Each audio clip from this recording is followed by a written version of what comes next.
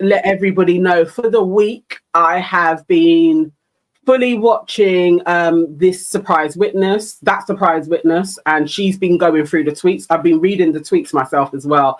And then the New York Times, they have done some really good summaries. So I have been fully immersed in the world of this trial every single day. And it's I'm sure I have to have a spiritual bath.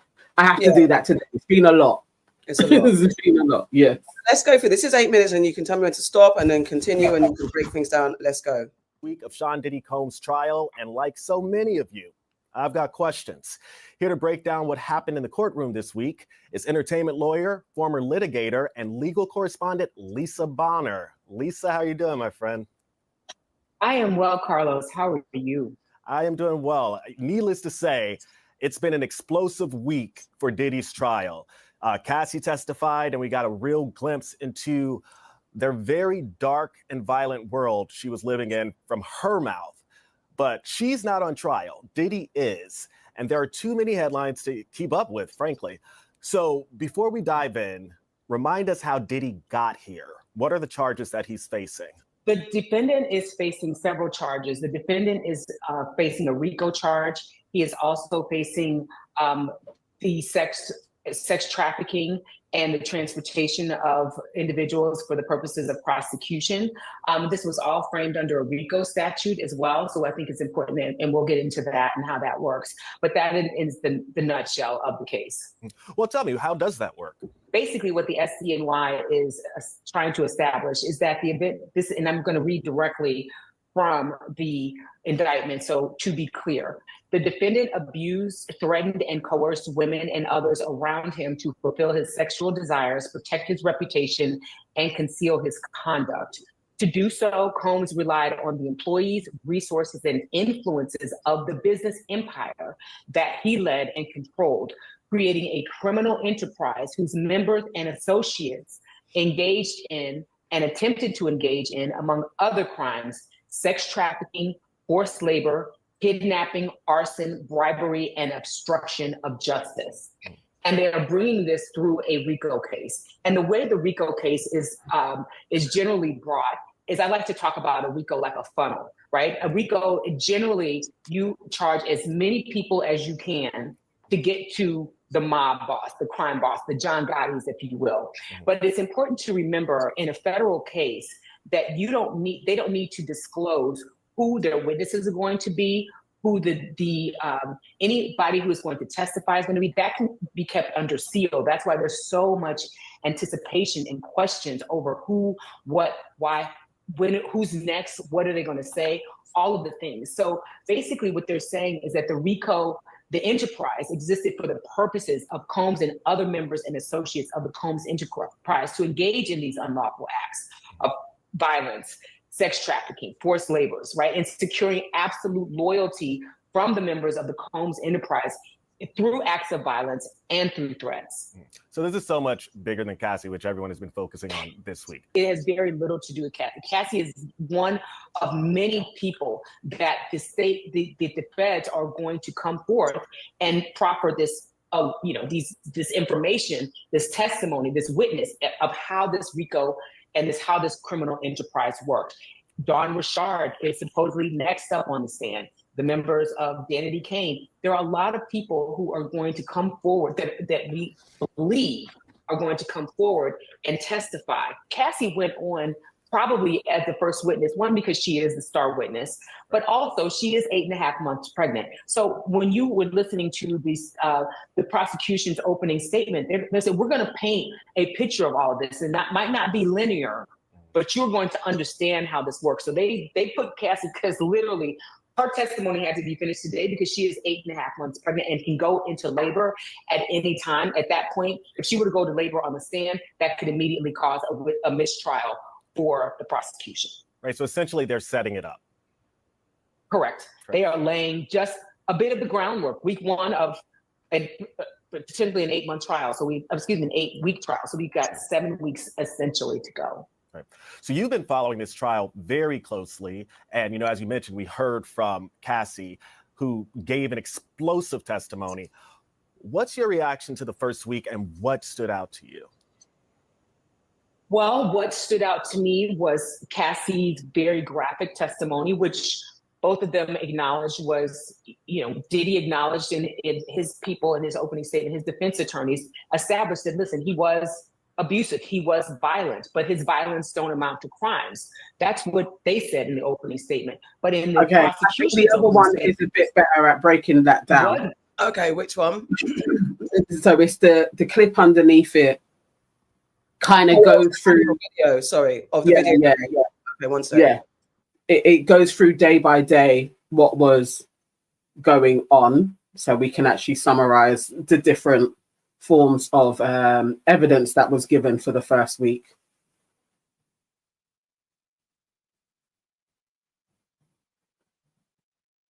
I like that she was explaining what a RICO is, because there were so many people throughout it from like day one that were saying like, well, this is just domestic violence. I mean, I do think that Diddy has probably paid people to do that, but it was all this is domestic violence.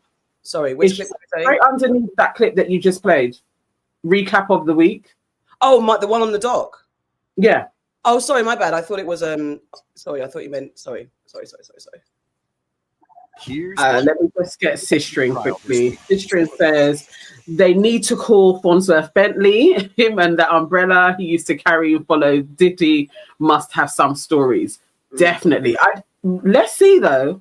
Let's see, because they do say there's a couple of assistants that are for the prosecution. So that's interesting. I wonder, because his name has not been mentioned anywhere, and of everybody, he has to be a key player. And I wonder if he's been subpoenaed and all that type of stuff, because he could be in protective custody or something. Because it's interesting that Fonzworth has not been seen or heard of since this all happened. For years though, it's like he kind of went underground for a bit, and that's quite interesting. And especially when because everyone's been calling his name, and it's like everyone stopped calling his name now, because it's like, okay, well, where is he? All right, let me press play and remind. Yes, thank you, Dammy J, earlier for the warning. Trigger warning. This will detail some triggering scenarios and situations. He and his girlfriend, Fox Eye's Lisa Evers, was inside the courtroom today. She's live in Lower Manhattan with more on today's proceedings. Lisa, what's the latest? Well, Natasha and Bianca, a big day here in federal court in the Sean Diddy Combs trial. It's the start of week 2. Things really kicked up into high gear. There were opening statements. A jury was impaneled. There was even explosive testimony from one witness. Now, the mother of Sean Diddy Combs and his kids left court today after a very rough day. They showed up to support him as his trial kicked into high gear, but some of the testimony was so disturbing that his 3 daughters walked out of the courtroom. Male strip show manager Daniel Phillip took the stand and testified that he was booked by Cassie Ventura to dance at what he thought was a bachelorette party, but it turned out to be only Cassie and Sean Diddy Combs in a hotel suite at the Gramercy Park Hotel. Phillip testified that he was paid several $1,000s to have baby oil massages and sex with Ventura while Combs watched from a corner and then pleasured himself. He said that was the first of many sex encounters in Manhattan at their residences and also at other hotels. Now, the first witness that testified and got on the stand was a security guard at the hotel where Cassie Ventura was beaten in that horrific video that pretty much everybody saw in Los Angeles in 2016. Now, he testified that he shielded her from Combs because Combs did not want her to leave the hotel after the attack, but he says he shielded her, helped her go back to the room, get her bag and her phone, and get her out of there. So a lot happened today, a lot more expected tomorrow, and we're also expecting to hear from Cassie Ventura on the witness stand sometime this week, probably sooner rather than later. That's the latest here from federal court. I'm Lisa Evers. Okay, just hold it there. So the guy that was on there, the sex worker, the one that would give evidence, when he was describing Diddy in the room. So even that, so you were there under false pretenses as well. I'm sure that must come under some type of crime in itself. But Diddy was in the room, in the corner, in a robe with a red bandana on and a baseball cap. Yeah, hiding his face. Hiding his face. But obviously his voice is there. So the guy knows I'm now doing shit with Diddy and Cassie. And apparently he had quite a few different types of free costs with them as well. He he also, like, his testimony of what was going on in these rooms and how Diddy was like instructing everything, it literally sounded like they were on the set of a porno. Yes, and Diddy was the director, like getting his kicks off for something that he should have been able to do himself with a woman. Like, I was really like, there is, you know, when people talk about a cuckold and why they have that function, it's usually because they can't function properly themselves. And I don't know if it's just sexually or if there is crazy insecurities in life that Diddy was playing out. But that they were getting people to come in under false pretenses, I'm sure that would back up the prosecution, that there is so many different levels to the criminal activity. He does also say, though, he didn't feel like he was getting payment for the acts. So although he was making money, I think he was removing himself from being prosecuted in some way, but by saying they were just sharing their wealth with him. Is that the stripper, or is that the guy, that the second guy? Is that the first guy who said? I thought it was the second guy who started to have feelings for Cassie, or was that the first guy that said that? The first guy is the security guard. That was the first one that was on there. And then there was a stripper, and then there's a third guy that was kind of falling in love with Cassie. I'll describe him as that. Ish. Yes. So, but then the guy that said he was didn't feel like he was getting paid, is that the second guy, the stripper that was there under false pretenses? Yes, okay. He was that. They were giving money, but it wasn't. I think he was literally stipulating that so that it, you know, somehow he wouldn't be prosecuted for prostitution, because that doesn't make sense. If you're getting paid thousands for doing shit, you're getting paid, innit? It isn't. They are distributing their wealth between you, basically. But the details that he was giving, and we discuss it in our episode, I was like, this is disgusting for his daughters to be in the room to hear that. I don't, even for his sons as well. Actually, it's not quite right. Because I've had a debate about this, because some people are saying, you know, the daughters are in the room because they want to support their dad, and I said that, I don't. It would never be me. There's no way my family, my nieces and my daughter are going to be in the room hearing all of this stuff. There's no need for it. There's absolutely no need. I would put an order. You guys do not need to come in, because someone was arguing that, you know, maybe he feels like he doesn't want them to hear the internet streets version of what's happening, but they don't. That's not it. They're going to hear it anyway, regardless whether they're in there or not. They've got the actual court from the civil case. They've got the transcript there. They've got things there, and they can read the court transcripts if they really want to. Being in the room and hearing this is wild to me. I can't see any other version of it being okay. I can't see.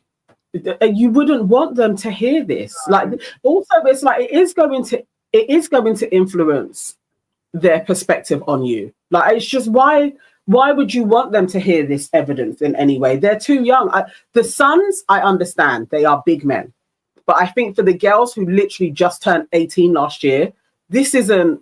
No, they don't need to know. You don't need to know the freaky shit, and your dad's an absolute freak. You don't need to hear that, really, from other people coming into a relationship. It's weird as hell. I think it's crazy. But let's go on to day 2. Well, dramatic day of testimony inside federal court in Lower Manhattan as Cassie, Sean Diddy Combs' ex-girlfriend, took the stand. The R&B singer candidly discussing the disturbing allegations leveled against the music mogul, including the freak-offs. Fox 8's Teresa Friolo is here to break it all down and what the star witness had to say, Teresa. Yeah, it's really shocking to hear that this is the first time we're actually hearing publicly from. Sorry, is Teresa pregnant too? Yes. yes. Can I also just say, the court artist, I know this is like a prolific, I think she's shit. Like, I think all of the pictures look so bad. I'm literally like, can they get another person in, please? Because she is probably one of the worst. Oh my God. I think I had this conversation. It was before we started the show. I literally said, when I was younger, I thought court artists was so good. Like, I really thought they captured people. But nowadays, and I don't know if it's being younger and misremembering, I thought court sketch artists were brilliant.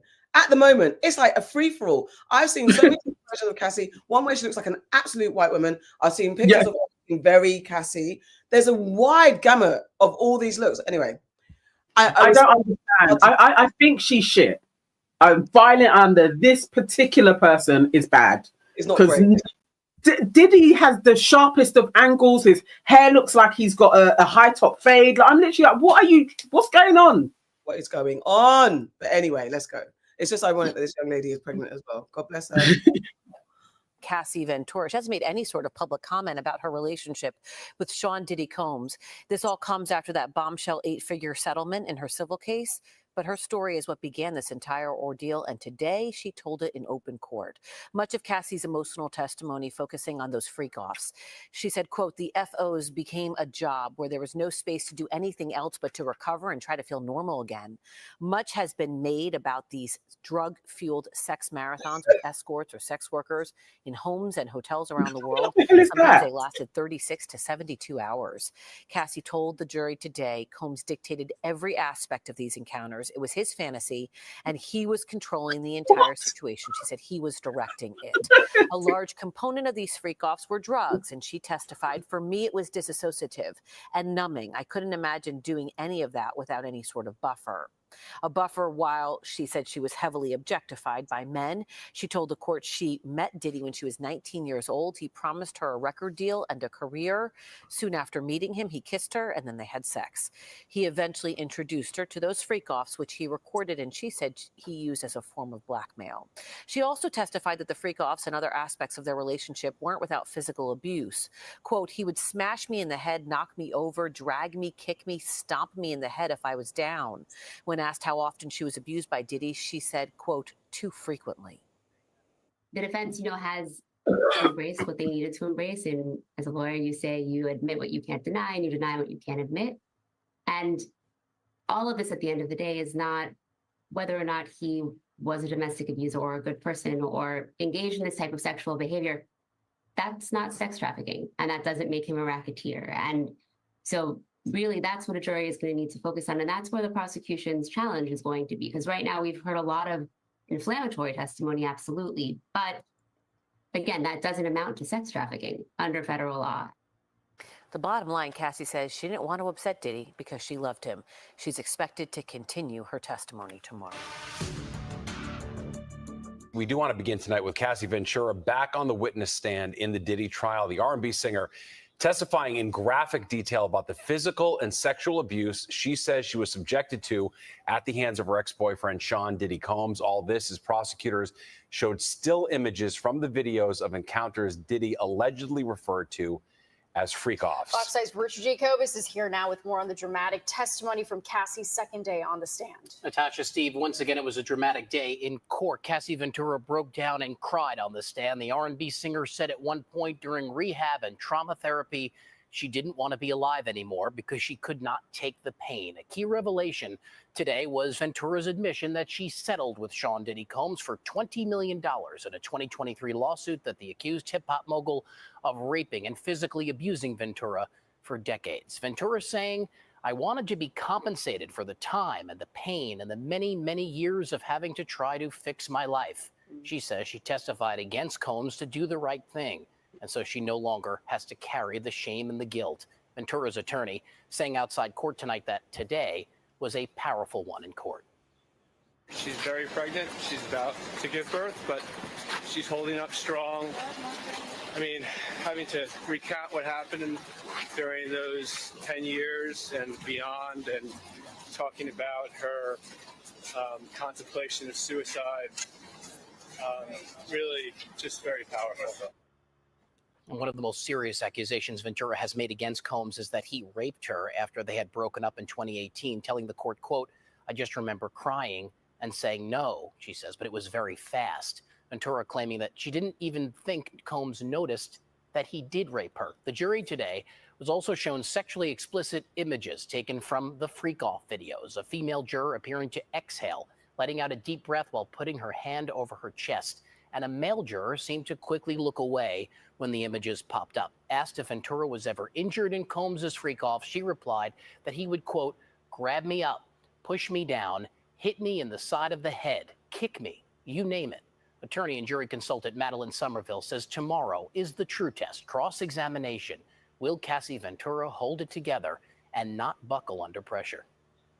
If I'm prepping her for tomorrow, I would say don't let them rile you up, because they have a couple different angles that they.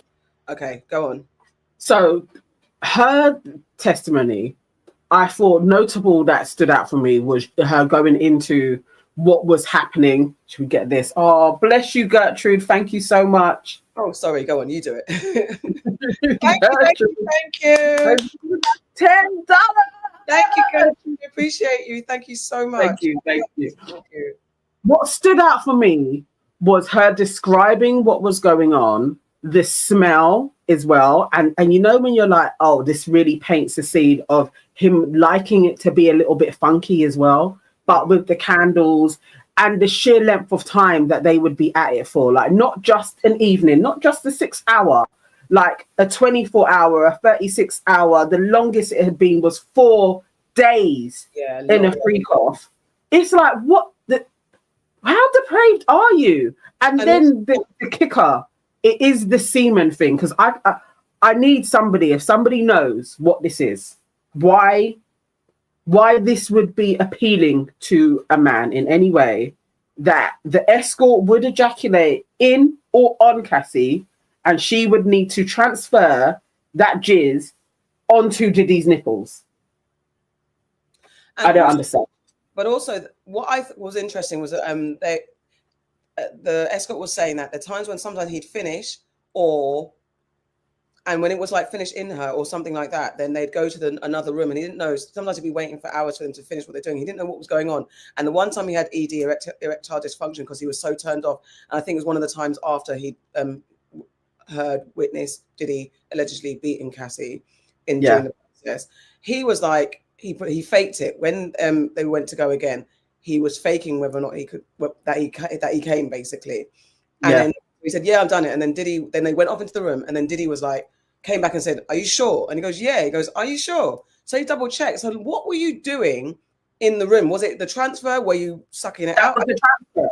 That was literally the transfer of it. So when they would go to the next part of the thing, because that was the journey that she was taking us on, is that it would start off with the massaging and the oils, that they had to be as shiny as ever, and then they would go into oral, then it would go into the acts of sex, and then it would be like, you have to finish, and he would direct all of that, and then it would go to Cassie and Diddy in another room, and then she's like, and then this is what he would want, and then sometimes Diddy would then sleep with her as well. So that's why the escort would be waiting, and then rinse and repeat. Put on more baby oil, go through the motions again. So he knew that he hadn't done it because he needs the jizz on his nipples. So that's why he's like, did you not? He would have known that. And I think there was also a time, I think with the other guy, the stripper guy, that Diddy was saying, you know, there was times when the stripper guy was looking at him, don't look at me, don't look at me. And one of the analysis that I watched said it was not, I think it was Rotten Mango actually. She was like, it wasn't necessarily that, it was a few things. It could have been either shame or control, that don't look at me whilst you're doing that. But I think the escort guy, there was times when he said, they went in the room, he didn't know what happened in the room. But then there were times when he goes, he saw, did he actually see him with Cassie? So I guess there was some performance in front of him as well. And the thing is, it's not controlling the whole situation.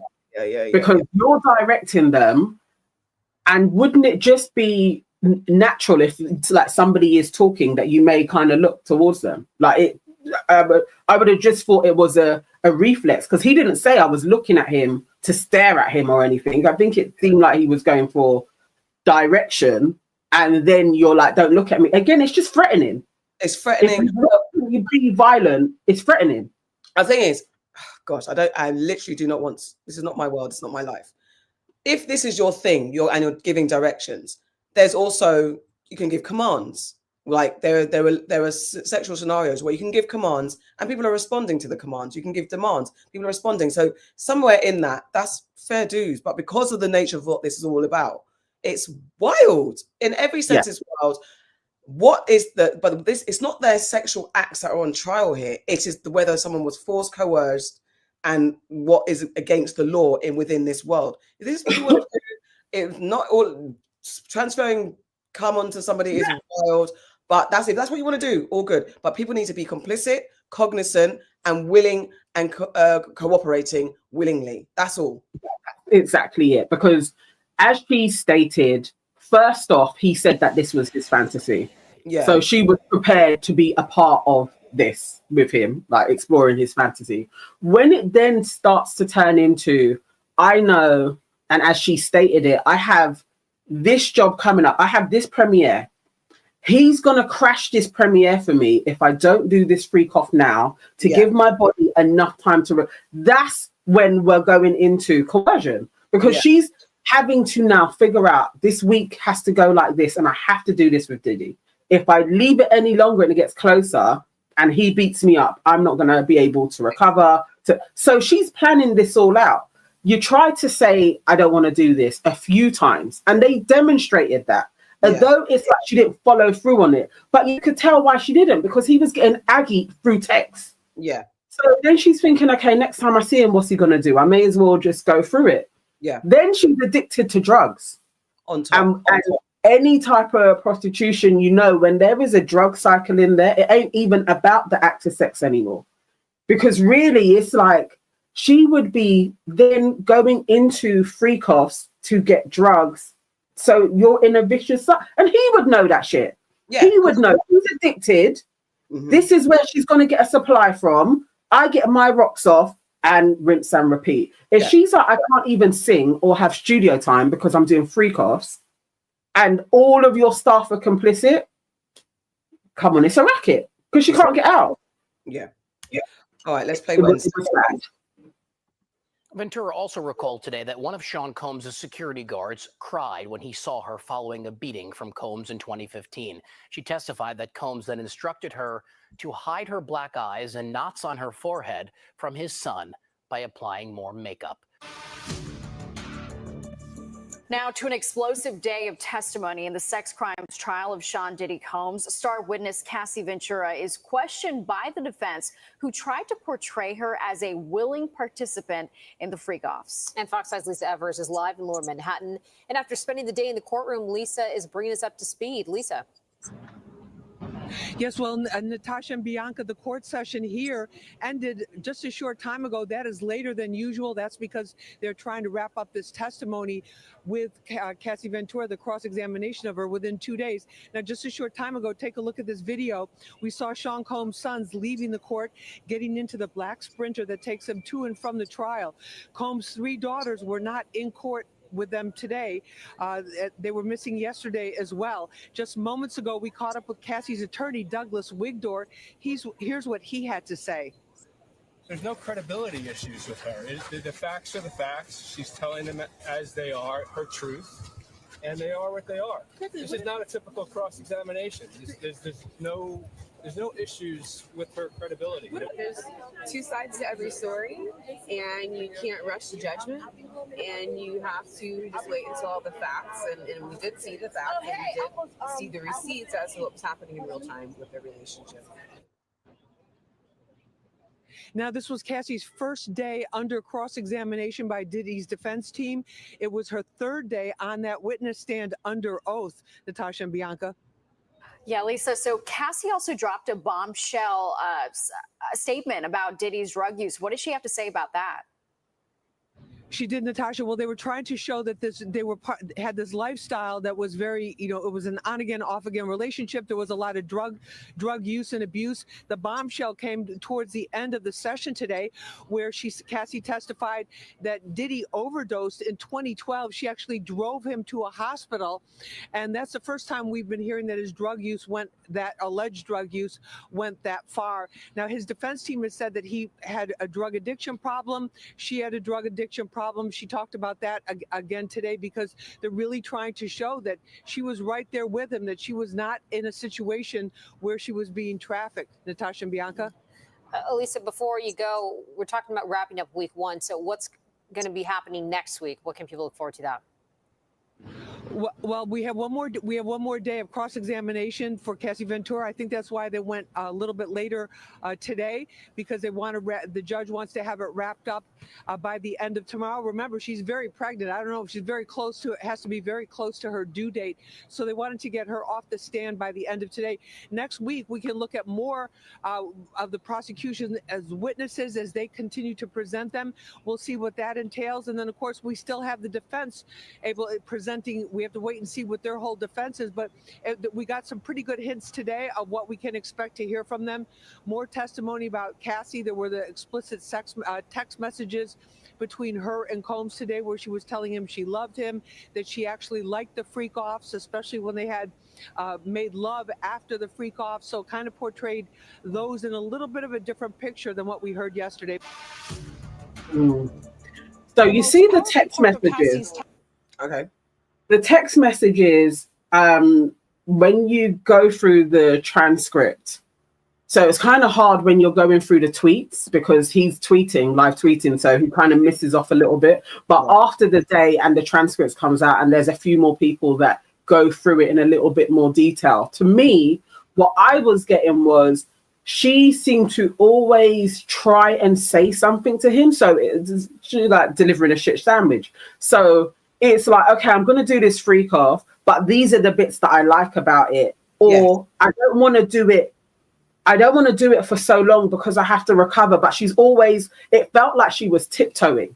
Yes. So she's not outrightly cussing because she doesn't have the power to do that. So she is trying to overly source the I love yous.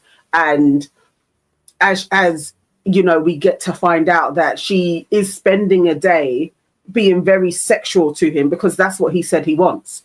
So she is being like, I love a freak off. I'm waiting for the dick. And because that's what he says he wants throughout the day. And I just think the defense didn't discredit her in any way. To me, it kind of built up to this is what was keeping her in. He would love her 1 minute, didn't love her, and she would always have to try and make him happy. And this is what I'm seeing from the reports I'm watching as well, that the defense didn't do a good job in discrediting her. It just, as you said, reinforced it. And the timeline of the tweets, they're the early days when she's like, yeah, I'm into these freak offs. I can't wait to freak off or whatever. 2009 or whenever they first met. Those are the early tweets. Let's go now into the further years. I don't think they read out those tweets. I guess those texts. I don't think there was through every single year of their relationship, did they go through every single text that could have been. Precisely. So there was the early days, the euphoric early days where, yeah, you know what? I'm a bit of a freak. My man's a bit of a freak. Let's get into it. Those days, before it then turns into abuse, manipulation, and coercion, allegedly, that's a different set. That's a different Cassie at this point. After she's gone through having to get healed from STIs, remember there was conversations about sores in her mouth. Exactly. Sex that she had to give, and her own body being in pain and damaged. After that, let's see what those texts look like. So that again, and they weren't doing that as well. Because you see how they were jumping about. It would be like, okay, so in 2012 you said, and then in 2016, and because if you went through a proper through line, you would have probably seen how her language was changing as well, and the times when they weren't together, and also kind of bringing up the type that like her jealousy. That's understandable that she would be jealous of Kim. Yeah. That she wasn't able to even get to know his kids, and you're supposed to be the girlfriend. Then the next girlfriend comes in, Gina, and when you piece in what Gina said on Tasha K, he was playing them both off each other. Yeah. So 1 minute you're in favor, the next minute the other one's in favor. You think that you're going to the Met Gala, then you see Cassie is there at the Met Gala. So he's playing all of these women, and then you got Sarah and a gooby behind still being around when it's like you used to be Kim Porter's best friend. He had a harem, and there's no way having all of that there doesn't paint some type of mafia boss where you are controlling all of these people. I just don't think they made a big enough case for her being fame hungry and wanting to have her body used with sores, blackouts, overdoses for her love of P. Diddy. She did not really. And also trying to lay that she was kind of maybe responsible for some of his addiction. Also a wild statement that didn't land. Let's get into the last bit, because there was some behavior that was described in the court that was also ridiculous to me. Testimony today, and probably out of all 4 days that she was on the stand, came during questioning about the $20 million settlement she received after that civil lawsuit against Sean Diddy Combs. The defense tried to imply that money was tight for her at the time and asked her if the reason why she canceled her scheduled tour overseas was because she now had millions of dollars. She responded by testifying and crying on the stand, saying, "I'd give that money back if I never had to have freak-offs. If I never had to have freak-offs, I would have had agency and autonomy, and I wouldn't have had to work so hard to get it back." Her husband left the courthouse after sitting through testimony nearly all week, listening to his wife detail all the alleged sexual abuse she endured over 11 years. An audio recording was also played in court of her confronting someone named Sujit, who said they had video on their phone of Cassie pleasuring herself and having sex with someone who wasn't Diddy. More texts between Diddy and Cassie were shown of Cassie showing enthusiasm for the freak-offs, not something she said she wanted to do, but did it to please Diddy as her career took a backseat, saying it became like another job, setting up the freak-offs, preparing for them, and recovering from them. Cassie also testified that she went to rehab for opiate addiction and still takes medication for it. One of Cassie's lawyers spoke out after she wrapped testimony. Everything that she's gone through in the 10 years or so with Sean Combs, her drug addiction and her recovery, to be able to come into this courtroom and testify for the last week on these very graphic subjects is a true testament to her character. And her husband, Alex Fine, released this statement in part saying, "I did not save Cassie, as some have said. To say that is an insult to the years of painful work my wife has done to save herself. Cassie saved Cassie. She alone broke free from abuse, coercion, violence, and threats. She did the work of fighting the demons that only a demon himself could have done to her. All I have done is love her and as she has loved me." And Cassie also in part releasing this statement, "This week has been extremely challenging, but also remarkably empowering and healing for me. I hope that my testimony has given strength and a voice to other survivors and can help others who have suffered to speak up and also heal from abuse and fear." Cassie also revealed that she received $10 million from another settlement involving Intercontinental, the hotel where she was captured on TV, on surveillance video rather, being beat and dragged and kicked by Diddy. Now, through her lawyer, she adds that she's asking for privacy at this time as she prepares for the end of her pregnancy and her growing family. We're live outside federal court. Michelle Ross, Fox 5 News. And I think even the money aspect of everything, them bringing that all up, again, to me, confirmed that she didn't have to do this. Yeah. She didn't actually have to give off all of the details, because the whole grape and then actually afterwards having consensual sex with him, her then boyfriend calling up, now husband, calling up, and she being on FaceTime. So in effect, it's kind of like you're cheating on him. Like, she didn't need to bear all of the skeletons unless she truly believed that this man is a demon and he deserves to be in prison. Like, she lost so much. We heard so much from her. You're not going to do this when you've already got 30 million. Like, you'd have to be doing it because you are like, he is an absolute arsehole and he needs to go to prison. She bared all. We know that she had piss in her mouth. It's like, it's a lot to tell the world. I've just had a bombshell, but I can't reveal it on screen. I have to say it afterwards. I'm just like, light bulb moment, and I can't believe it. I'll see if I can discuss it next show. I'll send it to you. But what I wanted, because what that hasn't been touched on here, is that moment when apparently, because of the defense have been trying to run the clock up. That's what it seems, allegedly, what they're trying to do. They are trying to push for more time with Cassie and hoping that she goes into labor so they can get a mistrial. And the judge kind of cottoned on to the way that they were asking questions, because they were asking ridiculous questions. Someone did an overview. I think it was Diddy's black lawyer. It was time wasting. Time wasting. Yeah. She asking silly questions. And then apparently when the judge was like, guys, what are you doing? Diddy got vexed and was frustrated. And in his frustration, they swapped lawyers. and apparently he was giving them loads and loads of let's say Post-it notes. I don't know if they literally Post-it the brand, giving him lots of sticker notes of what to ask, and especially through the line of questioning when it came to Kid Cudi, it was like it became just like an ex-boyfriend wanting to know, well, you cheated on me with him, and why did you cheat? There was petty, stupid questions, and apparently the female lawyer, I can't remember her name, who was up next for him. Apparently her expression on her face at times when she was getting all these deluge of Post-it notes was like, do you really want me to ask this? Do you really want me to ask this? But there was no choice. It's like she had to follow through with what it was. And apparently that Diddy is acting, he thinks that this is all the court of public opinion and we can get the blogs manipulated. There's rumors of the Shade Borough Breakfast Club and TMZ having lunch with his publicist and all that type of stuff. That's rumored allegedly to have happened in the lunchroom at the courthouse. So it's like they're trying to get all those blog headlines going so the public opinion can be swayed. But what allegedly he's forgetting is that in the room, this is not about what's going on in social media streets. This is the legal thing. So getting your team to waste time asking petty questions is a waste of time, and you're not fighting for your life. You're being stupid. He shouldn't have. Let's get Andrew. Oh, God. Andrew, thank you. The defense, Andrew's saying, the defense is doing exactly what the system enables, exploiting a society that consistently fails to care about abuse against women.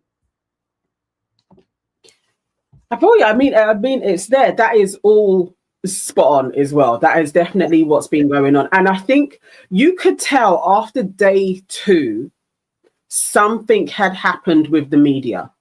Like you could see it. So I think it was Tisa that was like, she witnessed this conversation taking place and she put it out there to everybody. And I felt like, and I hate to say it, but I felt like Lauren LaRosa started to be really biased. There was TMZ have always been biased anyway, but they were then spinning stories as well. Baller Alert. It was like everybody's headlines started to change a little bit, like, and be in unison.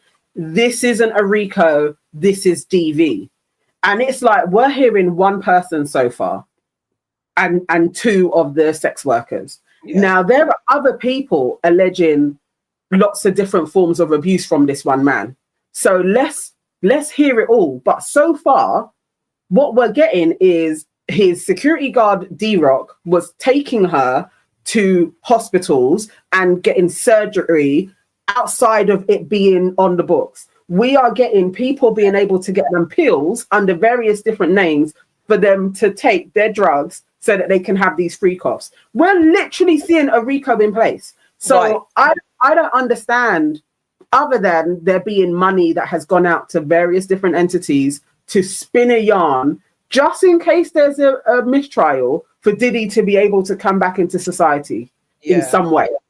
That's what obviously he's going to be clowned forever. But if people are like, okay, all he is a freak, is very different to this guy is a freak and an absolute criminal and is dangerous. Like, it's really different. But it feels like they pay people.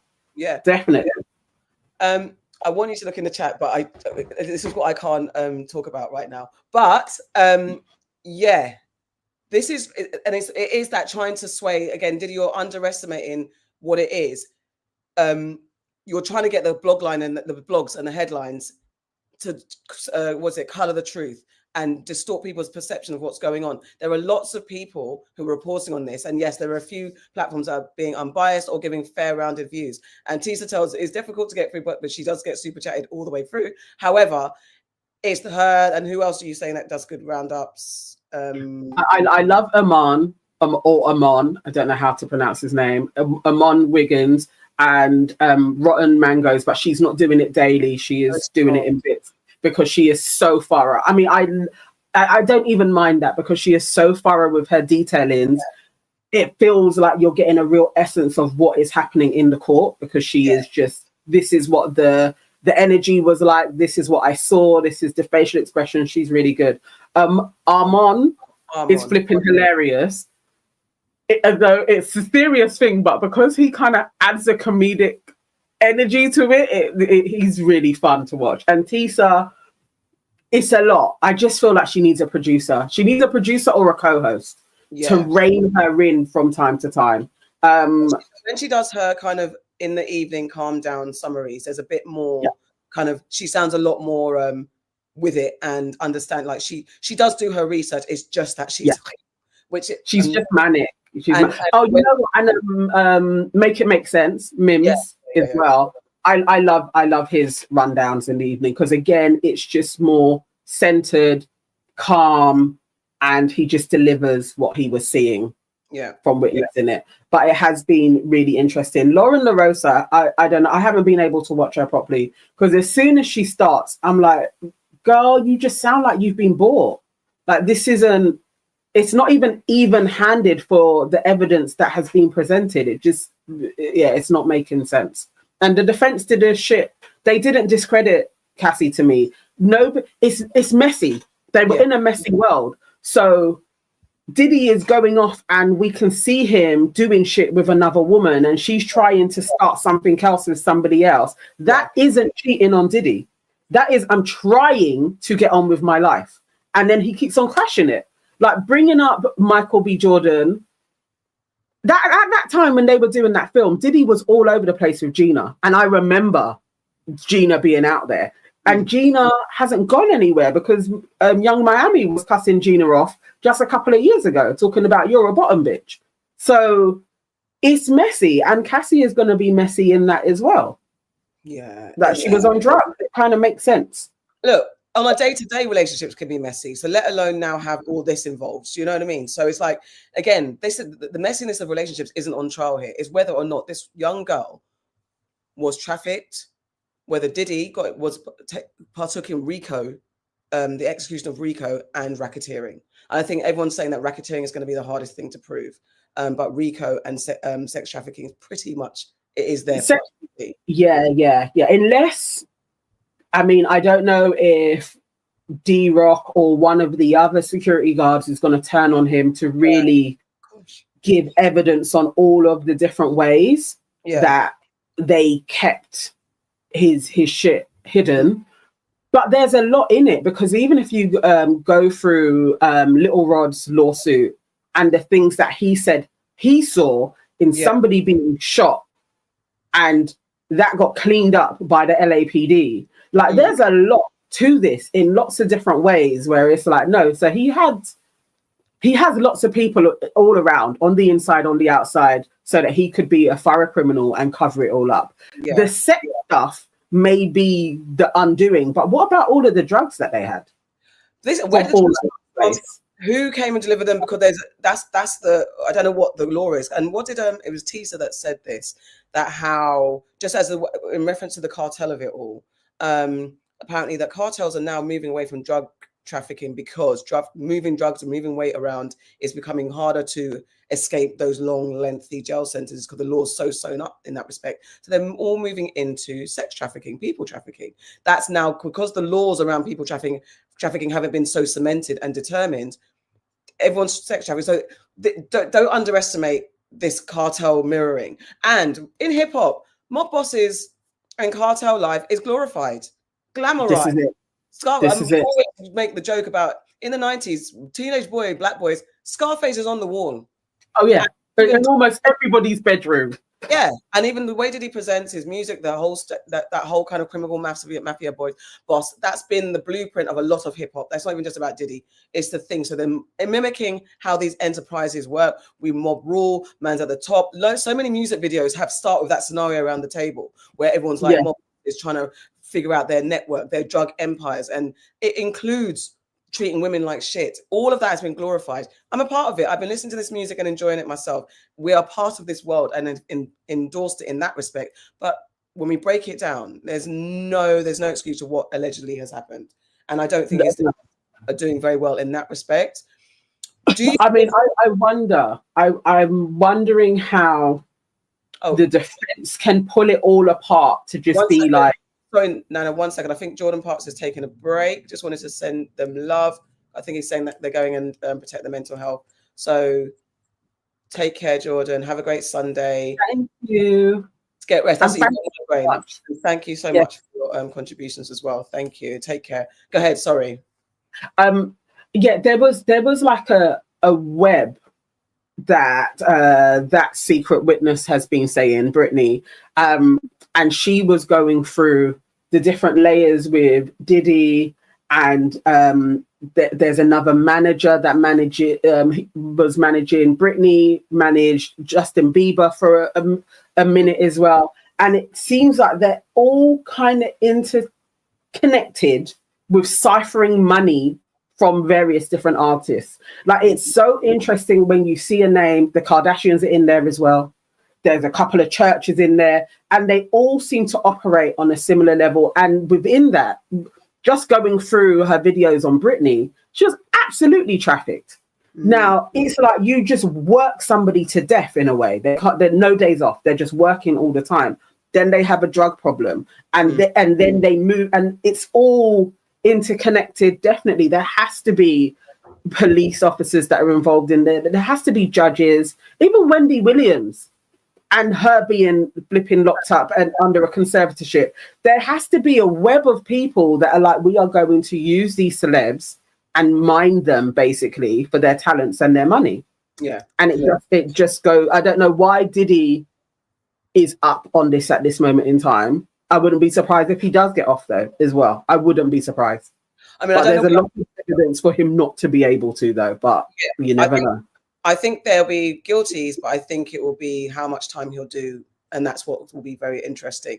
Yes, Craig Mack was also really mistreated, and I'm not going to say but as an excuse. There's definitely, I mean, there's lots of artists that have been allegedly done over by bad boys. Just using their money, basically, like taking their masters, using their money, or they die, and then they get even more money. It's the web is crazy around Diddy as well, but he ain't even the only one. The web is crazy around all of them.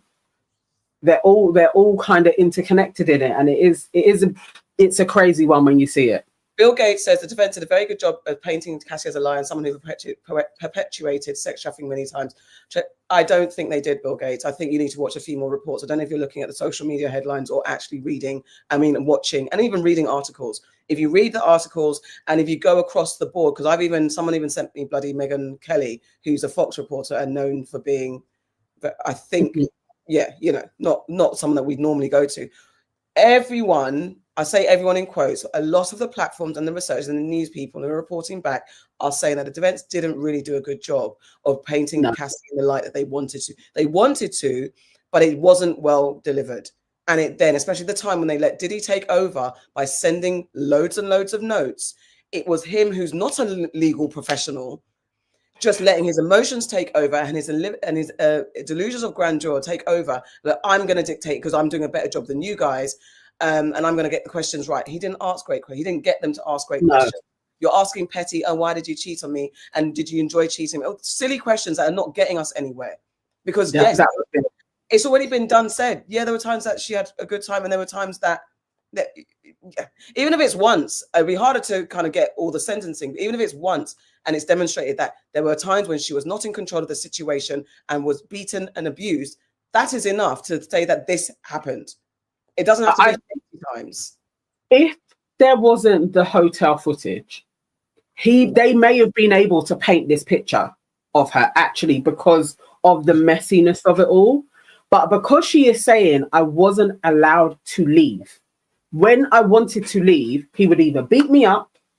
I wasn't allowed to leave. Now we can see her trying to leave a freak off, and what happened. Yeah. We saw it. So it's like you can't discredit her much from that. It's like, yes, it was messy, but we've watched her trying to leave one and she wasn't allowed. Okay. And then she was only allowed because of the security guard came. And when you watch the long version of that, because again, what CNN put out is short. It was sped up and everything else. When you watch the long version, you see how she was hounded. He goes up and down. He stops when he hears the lift coming up for the security guard and composes himself, and even is a little bit more like pleasant, but he still is. She can't go. And he has to then be like, you can go in, get your stuff. I'm going to walk you down. If she didn't get to that telephone, it would have been a hell of a lot worse. Yeah. Most definitely. She would have left with a gash. And Bill Gates, we absolutely understand it's not a domestic violence case. It is not.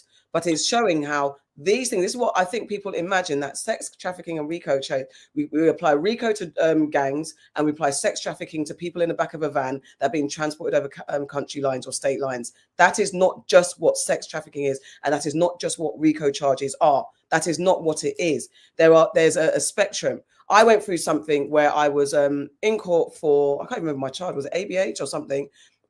Something else where I shouted. Common assault. Do you know how long I've been?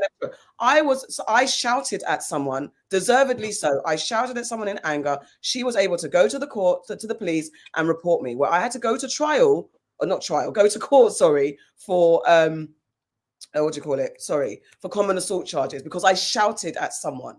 That is within the realms of assault charges. So you have common assault, ABH, GBH, and then murder. I think there's a gamut of it. Same as sex trafficking. I now can be in London and then I go and order a prostitute from Ireland. That is ordering someone in to have sex with them, crossing a line, and that is transporting someone across the border to get sex. That is sex trafficking under the law. So that's all they need to prove. And it's what it comes down to is how much sentencing they're going to get. And if everyone's case is strong enough, but literally, once they get onto what prostitutes are they flying across state, that's trafficking. If they fly Cassie, if he flew Cassie over somewhere else to have sex somewhere else against her will, that is trafficking. That is it. I mean, the thing is, as she stated, all of the various different places, Ibiza, Miami, New York, LA, like all of the different places, and she is saying, and has been paid out for this, that I didn't want to do this. Like I didn't want to, and I couldn't get out of it. He had so much of her life tied up under his control, and I don't know how they can discredit her, but by all accounts, they are saying that one of her ex-best friends is going to be testifying for the prosecution next week. But she also had money. She did a lawsuit against Diddy and her. So I don't even know what she's going to say, but that will be interesting if that comes out. Again, there is supposed to be one escort that they used over years that hates Cassie. They may bring him on. But if you bring him on and he also gets jammed up in, but I did the free costs with Diddy here, there, and everywhere with this woman, that woman, that doesn't help his case. So I don't know. And it's just not about her. There is the chef that sued him. That was like, he wasn't paying her and she was having to cook food and she saw free costs as well. There's so many different factors to it. I don't know. I don't know how people are in doubt. Yeah. Still, I am like, you have to be choosing to be woefully ignorant about this. Or you don't even have to listen to a journalist. The court transcripts are there. It's for public viewing. You can also see the artist sketches who depict some of the evidence a little bit as well. Like you can make up your own minds. I think it's all there. The web is all there. Yeah. And then you have Jonathan Oddy, exactly, who in 2018 said I was a sex slave for Diddy and Cassie, and it sounded quite ludicrous at the time, everything he was saying. It's all come to pass where you even have Cassie even mentioning him. Like, it's like, come on now, these guys were up to crazy shit. And he said that payout was because he got herpes.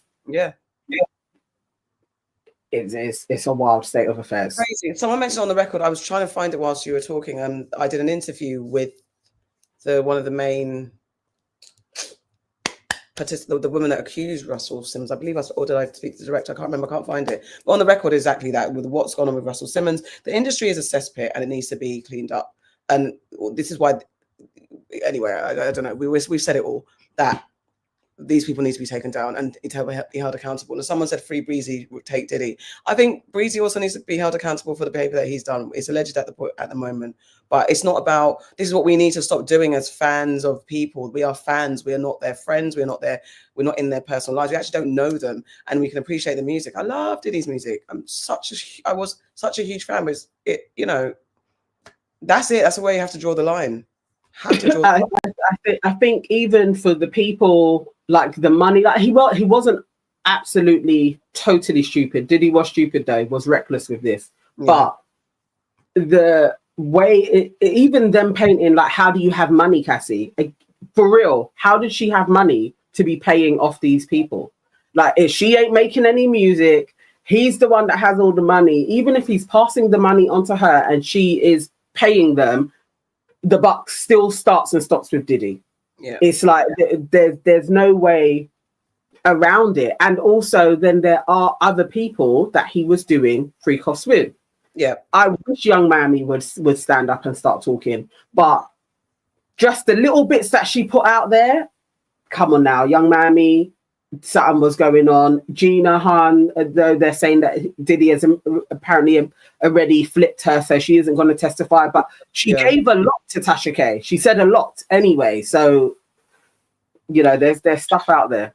Look, we'll be back with more, because we could talk about this for a very long time, but yeah.